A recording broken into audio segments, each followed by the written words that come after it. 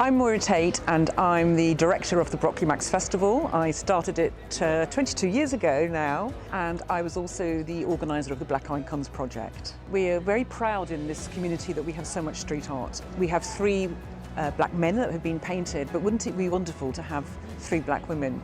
So, you sit on these ideas, and then the email came through from the Mayor of London saying they've got this new strand of funding called Untold Stories. It's about trying to recognise many of the women in this area that have been doing some outstanding work, that have been doing work that helps to make this part of London a good place to live in.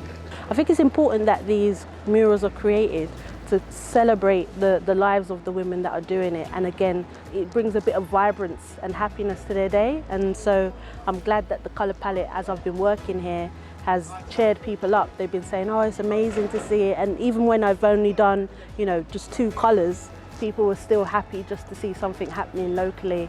On a practical level, Brewers have helped by supporting us with buying us paint and brushes and all sorts of masks and all that sort of thing. And so that's been really, really useful for our budget. For us, though, what's important is that there are companies like Brewers that support the arts. The arts have a profound effect on people's mental health, whether it is somebody just walking down the street going, oh my God, that's nice, and it cheers them up for the day.